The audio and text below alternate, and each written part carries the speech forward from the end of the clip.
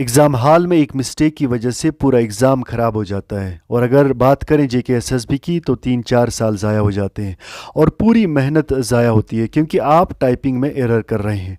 Typing speed gain करने में बड़ी मेहनत लगती है और स्पीड रातों रात नहीं बढ़ती है। इस पर 5-6 महीने बड़ी मेहनत लगती है, तब जाके स्पीड गेन होती है। अब आप सोचो, कुछ मिस्टेक्स की वजह से पूरी टाइपिंग ख़राब हो जाती है। आपको टाइपिंग स्पीड के साथ साथ एक्यूरेसी को भी मेंटेन करना है। घर पर अगर आपकी स्पीड 35, 38 या इससे ज़्यादा वर्ड्स पर मिनट आ रही है तो ये मत समझ लेना कि एग्ज़ाम हॉल में भी आपकी स्पीड यही आएगी, बिकॉज़ एग्ज़ाम हॉल में इंटरनल फेयर होता है। घर पर आप टाइपिंग टेस्ट देने लगते हो, उसमें अगर आपने कुछ वर्ड्स गलत टाइप कर दिए तो आप फटाक से उससे बंद करके नया टाइप टेस्ट स्टार्ट करते हो, क्योंकि घर पर आपके ऊपर कोई प्रेशर नहीं होता है और आपके पास अनलिमिटेड चांस होते हैं। लेकिन एग्ज़ाम हॉल में बैठकर आपके पास सिर्फ एक ही चांस होता है। तुम्हें एक ही बार में बिना ज़्यादा एरर किए वो पैराग्राफ कंप्लीट करना है।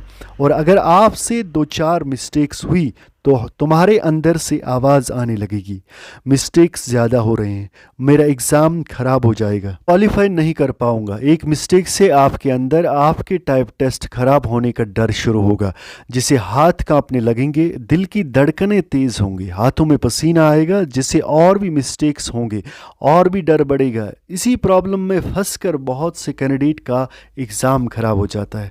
घर पर आप टाइपिंग टेस्ट बड़ी ही शांत माहौल में देते हो, लेकिन एग्ज़ाम हॉल का माहौल बिल्कुल ही डिफरेंट होता है।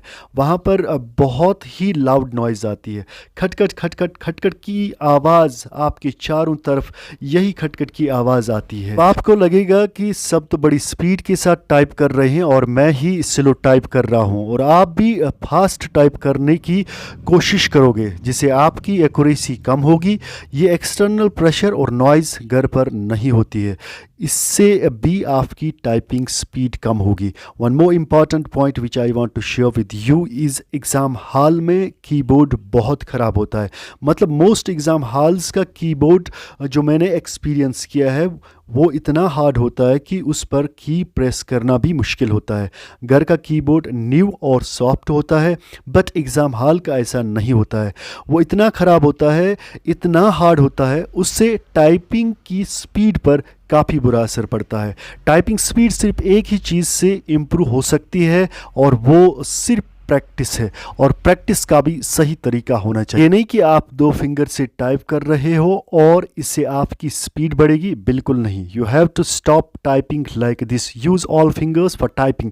इससे आपकी स्पीड और एक्यूरेसी इंप्रूव होगी। You have to control your nervousness in exam, और नर्वसनेस कंट्रोल होती है सिर्फ कॉन्फिडेंस से, और कॉन्फिडेंस तब ही आएगा जब आपकी टाइपिंग स्पीड और रिक्वायरमेंट से एटलीस्ट 10 वर्ड्स पर मिनट से ज़्यादा हो। So only practice can increase your speed and improve your accuracy.